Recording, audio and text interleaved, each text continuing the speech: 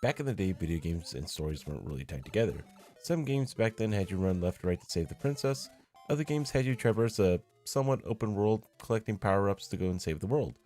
As time went on and hardware got better, video games were able to pack way more lore into a game. They had the ability to give you a reason for what you were doing and whether or not it was the right thing to do. What am I fighting What about fighting games? Now, I know what you're saying. What about them? They punch each other in the face and then they move on. Wrong. What if I told you fighting game stories were deeper than that? That there is more to beating a four-armed numbskull in a tournament that takes place on a deserted island.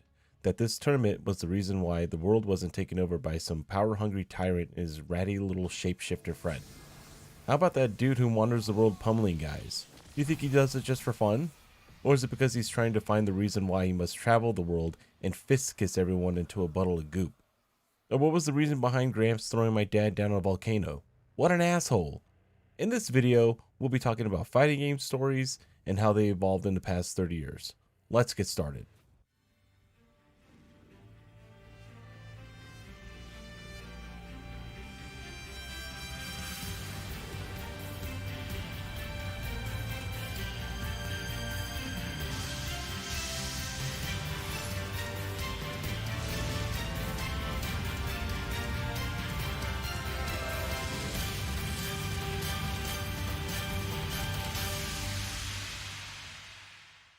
So back in the old days of yore, circa 1990 to 94, the only way you could get some sort of story was from the attract mode in an arcade cabinet. If you were good enough and go through each fight and beat the final boss, and you'd be able to get that character's ending. That's if you were lucky and didn't have anyone interrupt you while you're taking your shot at beating the game and maybe stealing your quarter. With the launch of the Super Nintendo Sega Genesis, kids that weren't able to get that arcade experience had a chance to finally get that ending and see how Ryu reacted to winning the Street Fighter tournament. Or what happened to Scorpion after winning the Mortal Kombat Grand Championship. Like I mentioned earlier, back then the stories weren't treated as important as they are now. I feel like a lot of them sat on the back burner and instead focused on what was important, gameplay. Not that I'm complaining. When I was a kid, the only thing I really cared about were the special moves and the fatality. As we all got older and the technology expanded and the introduction of the PlayStation and 3D games came to light. Midway, which developed Mortal Kombat at the time, embraced 3D, even creating cutscenes which, at the time, were pretty damn cool. Looking back now, they're really funny to look at. At that time, you could see Midway creating a lore bible of sorts. Also creating spin-off games like Mortal Kombat Mythologies, Sub-Zero, a fighting / action platformer which was You also saw, well, this. Capcom would put more of the same arcade to home ports of Street Fighter and Marvel vs. Capcom. A lot of them being your traditional 2D fighter. Fight through 10 or more matches, fight the final boss, do really well, and fight the secret final boss, and get an ending with some cool art. But these weren't the only developers creating history in their games. Namco was creating character arcs and storylines in both Tekken and Soul Blade. With Soul Blade, you can alter the ending of a character by doing a button prompt when the letterboxes show up during their ending cutscene. This stuff was really rad at the time and helped flesh out the universe of these characters. Now these days, with arcades being the way of the dinosaur for the most part, fighting games needed more than just some arcade mode to keep people playing, and the competitive fight scene was still pretty niche at the time. During the PS2 and Xbox era, fighting games were in a weird spot. Capcom was dwindling down on its production of major fighting games, a lot of them being rehashes and compilations of games like Street Fighter Anniversary and Alpha Anthology. Midway got away from all those stupid side games and decided to focus on its 3D fighting game arenas for Mortal Kombat Deadly Alliance and Mortal Kombat Deception, with the latter game building a full-on adventure mode where you ran around as this little dude named Shujinko who just stole moves. Real cool guy. These games were just okay and they just don't really seem to hold up anymore. There was one more side game that Midway did make for Mortal Kombat. It was quite possibly one of their better side games to date. Mortal Kombat Shaolin Monks. but we'll talk about that some other time. You wouldn't really see another major fighting game from Mortal Kombat until Armageddon in 2006, which was basically a giant acid dump. We wouldn't see another Mortal Kombat or Street Fighter game until 2008 with Mortal Kombat vs. DC and Street Fighter 4. You can see where Midway started to get their writing chops and started to expand their storytelling by integrating more cutscenes and peppering in fights in between. It kind of went like this: hey, I don't like you, I don't like you either. Well, let's fight. Why don't they ever talk things over? But outside of that, the story itself kind of fell on its face. When you red tape what you can do with your guest characters like DC characters, and you just can't really do what you want to do with them because, superheroes don't kill or whatever. And you end up just neutering them altogether. Capcom continued the tried and true arcade experience with smaller cutscenes at a rival match and a brief animated ending with some cool art, I guess. When Midway collapsed and was bought by WB, they became NetherRealm Studios, and that's when the big dick energy really came into place, baby. Mortal Kombat 2011, or also known as Mortal Kombat 9, released in April 2011, a retelling of Mortal Kombat 1 through Ultimate Mortal Kombat 3.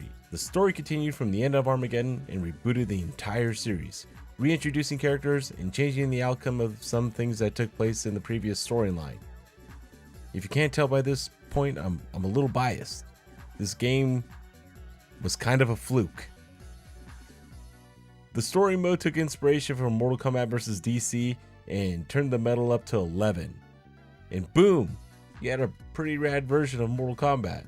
Mortal Kombat X would continue this trend, where Street Fighter V would try to replicate it, but would end up tripping over its own dick, and, well, it wasn't that good. I mean, you hype up a dude that looks like he could pop into a Super Saiyan level 3, and he could wreck house with everyone, and in the story mode, he's nothing more than a jobber for Ryu and his crew. It's something that I like to call wasted potential. So, who do I like best? Well, to be honest, it depends on my menstrual cycle. But at the top of my list is NetherRealm Studios. And it's not just because of MK. Injustice has proven that you can take a bunch of lame superheroes and make them look like they have some depth. I don't know, DC characters, I'm not a big fan. But seriously, NetherRealm Studios, they're writers, they just know how to make you care about some characters. And that's really important, obviously. Next, I put Bandai Namco on here, and it's mainly due to the evolution of some of its characters from Tekken over time. You took the roster from Tekken 1, add some story bits in there, continuing to Tekken 2, and in Tekken 3, you throw out half that cast and you jump 20 years into the future, introducing new characters that have relations to the old lineup. And then when you get into Tekken 4, you have your main dude who's been on the cover of 3 and 4 unlearn his entire fighting style, his bloodline fighting style, the Mishima fighting style. Okay, so you have him just forget all that. I hate this, he says. I don't like it. I'm gonna learn karate. And yeah, that's really cool. That's something that shows regret from a character. It's really good. It's super rad. I love it. Then you add a ninja. You get some anime in there, and you have a really good climax at the end of Tekken 7, concluding where it all started. An active volcano. Well, it wasn't active in Tekken 2, but in Tekken 7, things get heated. It's in a live volcano. It's freaking rad. Where it goes from there, who knows? I'm really excited. I want them to do a little bit more with Jin and Kazuya, but who knows? At this point, it was too good. It wasn't perfect, but it was like maybe like 5 points from being perfect. Whatever. Soul Calibur kind of went down a weird path where it took like a hard right towards anime at one point, like really hard, and there was some Jedi in there, and that was kind of stupid. There was some android booty at one point, but hey, you still got Tekken. They ain't all that bad. Capcom, on the other hand, well, I always felt like there were some weird inconsistencies with the storytelling, with Udon Comics telling their story on one hand, and then you have Capcom and their development team and their writing staff telling another story. I don't know if they really like merge at any point. I don't know. You could probably tell me in the comments below. Who knows?